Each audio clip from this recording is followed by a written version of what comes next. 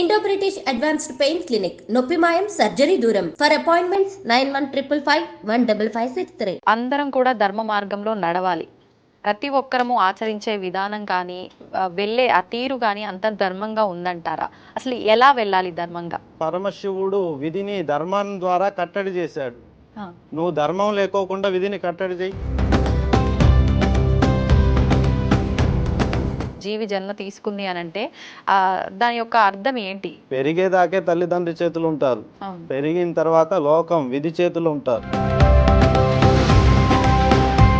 అసలు ఎందుకు భగవంతుని ఆరాధించాలి? ఇదే ప్రశ్న యోగులు స్వీకరించుకొని ఉమ్, విధిని ఆచరణే దైవం.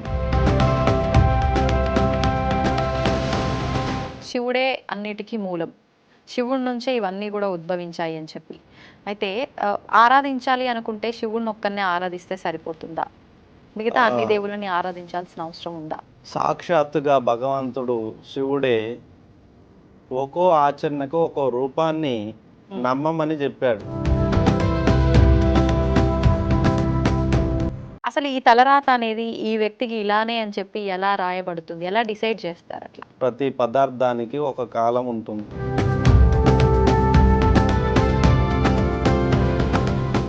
పునర్జన్మ ఉంటుందంటారా మనిషికి? మళ్ళీ మనిషి రూపంలోనే జన్మ తీసుకునే అవకాశం ఉంటుందంటారా? ఈ భూమికి మన రుణం ఉంది.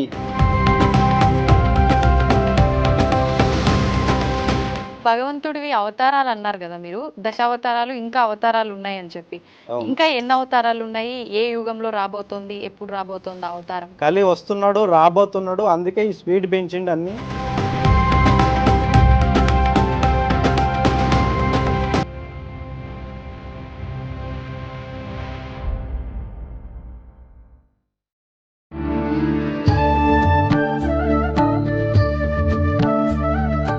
నమస్కారం, వెల్కమ్ టు ఐ డ్రీమ్. ధర్మ మార్గం విత్ విజిత కార్యక్రమానికి స్వాగతం. ఈరోజు నాతో పాటు ఒక ప్రత్యేకమైన గురువు ఉన్నారు. గురువు అనాలో స్వామీజీ అనాలో నాకైతే తెలియదు. అసలు వారిని నేను పరిచయం చేయడం కన్నా వారిని వారి మాటల ద్వారానే మనందరం కూడా పరిచయం చేసుకుందాము. ఇంకెందుకు ఆలస్యం, ఇప్పుడు వారితో మాట్లాడదాం. నమస్కారం అండి. నమస్కారం. గురువు గారు అనాలో స్వామీజీ అనాలో నాకైతే అర్థం అవ్వట్లేదు. గురువు గారు అని పిలుద్దాం అనుకుంటున్నాను. పర్వాలేదంటారా? పర్వాలేదు. గురువుగా అంగీకరించినందుకు మీకు ధన్యవాదాలు. గురుగారు, మిమ్మల్ని మీరు మా ప్రేక్షకులకు ఒక్కసారి పరిచయం చేసుకోగలుగుతారా? ముందుగా మా ఆధీనంలో ఉన్నటువంటి కాలభైరవుని నేను నమస్కరించుకొని మొక్కుతున్నాను. ప్రేక్షకులకు, ఈ ఛానల్ యొక్క ప్రేక్షకులకు మరియు మన భారత భాగంలోని ఈ చూస్తున్న అందరికీ ముందుగా నమస్కారం తెలియజేస్తున్నాను. ఓం కాలభైరవాయ నమః. యదాస్తః హృదయస్థః మిథ్యం జగత్తార్కణం కాలం కాలభైరవం నమామి ఈశ్వరం. యోగం సత్యం నిత్యం యోగం ధర్మం పరిశాసనం కాల విధి దేవతాం నమో నమః. నేను విధి యొక్క దూతగా, కాలానికి ఉన్న దూతగా, దేవ ఆధీనంలో పొందిన దూతగా, ఒక గురువుగా మీకు కనిపిస్తున్నాను. నా పేరు కాలనాగ మహర్షి. నేను నాగమఠం యొక్క స్థాపితము చేసిన ఋషి పరంపరా గురువుని. నాగ సాధువుల తరపున అఖండ భారతదేశంలో ఈ పుణ్యభూమిలో అవతరించిన ఎందరో ఋషుల తరపున నేను ఆగమనం చేయడం జరిగింది. మన శాస్త్రాన్ని, మన యొక్క ధర్మ ప్రశాస్తాన్ని నలుదిక్కుల విస్తరించడం కోసం, ధర్మం యొక్క స్థాపనే ధ్యేయంగా నేను ఈ యొక్క ముందు అడుగు వేస్తూ ఆ కాలభైరవుని ఆజ్ఞ తీసుకొని రావడం జరిగింది. కుంభమేళా నుండి, మహాకుంభ నుంచి. కుంభమేళా నుంచి సరాసరి నేరుగా ఇక్కడికి రావడం జరిగింది. ఓ, నిజంగా మా అదృష్టం. కుంభమేళా నుంచి వచ్చిన మీతో మాట్లాడడం, మిమ్మల్ని చూడడం, అది శివ ఆజ్ఞ అనుకొని ఇంత వేగంగా రావడం జరిగింది మీరు పిలవగానే. అయితే గురువు గారు, మనం మాట్లాడుకునే ముందు మీరు కాలభైరవ స్వామి అని చెప్పడం జరిగింది. మీ చేతిలో ఉన్న అంటే విగ్రహం అనొచ్చో, దైవం అనొచ్చో, ఆయుధం అనొచ్చో నాకైతే తెలియదు. కానీ ఇప్పుడు మామూలుగా స్వామీజీల చేతిలో, గురువుల చేతిలో ఏదో ఒక ఆకారంలో ఉంటుంది, ఏదో ఒక వస్తువు, అది కట్టెదే కావచ్చు లేకపోతే లోహందే కావచ్చు. కానీ ఏకంగా మీ చేతిలో దేవుడి విగ్రహమే కనిపిస్తోంది, ఏంటండి ఇది? విధి రాతను రాసే ఆ కాలునికి గుర్తుగా ఈ రూపం మనకు కనిపిస్తుంది. ఇది సమస్త జీవుల రాతలపైన ఉన్నటువంటి ఆ కాలభైరవుని అంశ, ఆ కాలుని అంశ చేతి ద్వారా రాస్తూ నిర్వహిస్తూ కాల పాశుపతాస్త్రము అని దీన్ని ఋషులు పిలుస్తారు. ఈ ముద్రణ ఋషుల ద్వారా వచ్చింది. దీన్ని మేము ప్రత్యేకంగా మా యొక్క విద్యలో భాగంగా మేము ఈ అస్త్రాన్ని మేము వాడుతున్నాము. ఈ అస్త్రం మాకు నిర్వహణలో, పూజలలో, హిమాలయాల్లో చేసే పూజల్లో కానీ, వివిధ నదులలో జరిగేటువంటి పుష్కర అంశాల్లో కానీ, పుష్కర కాలాల్లో దీనికి అభిషేకములు చేస్తూ మా తపోనిష్టత మొత్తం దీనిపైన మేము నిర్వహించుకుంటుంటాము. ఇది మా ప్రాణంతో సమానంగా ఈ అస్త్రాన్ని, ఈ అస్త్ర ధర్మాన్ని మేము ఆచరిస్తున్నాము. అంటే ఇప్పుడు దీన్ని మీరు ఎక్కడికి వెళ్తే అక్కడికి తీసుకెళ్తూ ఉంటారు? ఈ అస్త్రానికి ధర్మం ఉంటుంది. అస్త్రానికి కూడా ధర్మం. ఈ అస్త్రముకి ఉన్న ధర్మాన్ని మేము ఆచరిస్తున్నాము కాబట్టి. ఎటువంటి ధర్మం అండి అది? ధర్మము పేరు చెప్పగానే ఆది దైవం శివుడు గుర్తొస్తాడు.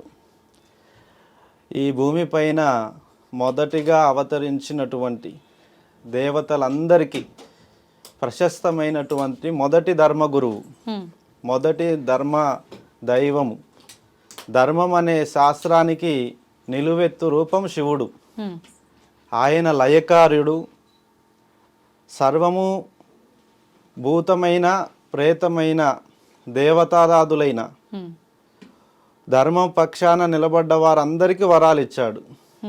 మంచి వాళ్ళైనా, తెలిసిన వారైనా, తెలియని వారైనా, అజ్ఞానులైనా, గొప్పవాళ్ళైనా అందరినీ సర్వ సౌభరణ తత్వం వైపు నడిపించినటువంటి మహాగణుడు ఈ యొక్క భారతభవనిలో మొదటి దేవుడు, ఆది దేవుడు, ఆది యోగి, ఆది గురువు, ఆ సాక్షాత్ పరమశివుడే ధర్మశాస్త్రానికి రూపం. ఆయనే ధర్మం యొక్క మొదటి నిర్వహణ చేసినటువంటి మా యొక్క ఋషుల గురువు. ఋషుల గురువుగా ఆయననే. ఋషుల గురువు. ఈ భారతావని శివాజ్ఞ లేనిదే చీమైనా కుట్టదు అని ప్రజలందరిలో ఉంది ఆ నానుడి. అవునండి. ఈ జననం శివాజ్ఞతో వచ్చిందే, ఈ మరణం శివాజ్ఞతో వచ్చిందే అని కాలాన్ని రాసే కాలభైరవుడిగా ఆయన ప్రశాస్తి మనలందరి జనులలో ఉంది. ఓకే. అయితే ఇప్పుడు ధర్మం అన్నారు. అవును. అయితే ధర్మాన్ని సృష్టించిందే ఆ పరమశివుడు అన్నారు. అవును. ఇప్పుడు అందరం కూడా ధర్మ మార్గంలో నడవాలి. ప్రతి ఒక్కరము ఆచరించే విధానం కానీ, వెళ్ళే ఆ తీరు కానీ అంత ధర్మంగా ఉందంటారా? అసలు ఎలా వెళ్ళాలి ధర్మంగా? ధర్మము అంటే చాలామంది అనుకుంటున్నారు దానం చేసేదాన్ని మాత్రమే ధర్మంగా చెప్పుకుంటున్నారు. దాన ధర్మమనా? దానాలను చేయడమే ధర్మం అనుకుంటున్నారు. Okay okay. ఒక ప్రాణాన్ని రక్షించుట ధర్మం, ఒక సహచర తత్వాన్ని కాపాడుకోవడం ధర్మం, ఒక ఇల్లాలిని కాపాడుకునే ధర్మం, ఒక కుటుంబాన్ని బతికించుకునే ధర్మము, ఒక ప్రాంతాన్ని రక్షించుకునే ధర్మము, ఒక లోకానికి ముందు చూపుని చూపించడం ధర్మం, భవిష్యత్ భావి తరాల కోసం అహర్నిశలు పాటుపడడం ధర్మం, తరిగించకుండా మిగిలించడమే ధర్మం, పడిపోకుండా అందరినీ ఉత్తేజంగా నడిపించడమే ధర్మం. అలా ధర్మముని నలుదిక్కుల విస్తరింపజేయడానికి విధిపై పెట్టిన మొదటి గురి విధి. పరమశివుడు విధిని ధర్మం ద్వారా కట్టడి చేశాడు. నువ్వు ధర్మం లేకోకుండా విధిని కట్టడి చేయి. అగ్ని మాట వినదు, వాయువు సుడులు తిరుగుతుంది, నీరు వెర్రెక్కి చూస్తుంది, పంచభూతాలు ప్రళయాన్ని చూపిస్తాయి. అధర్మంగా వ్యవహరిస్తే పంచభూతాలు ప్రళయాన్ని సృష్టించి తుడిచిపెట్టేస్తాయి. అలాంటి ఎంతో మంది ధర్మాన్ని ఎదిరించి వచ్చిన ఎంతో మంది మట్టిపాలైపోయారు. ఆకాశానికి ఎత్తి ఎగిరినోళ్ళు కూడా నేల తలలేసి కూర్చున్నారు. ఎంతటి మదము మత్సర్యాలతో పుప్పొంగిన మహా వీరులను కూడా ధర్మము తప్పిన పిమ్మట, ధర్మాన్ని తప్పిన వెంట పడిపోయినారా లేదా? యుగ యుగాలుగా మన యొక్క ప్రాంతం ధర్మాన్ని నమ్ముతుంది, ధర్మగతినే దేవుని నమ్ముతున్నారు.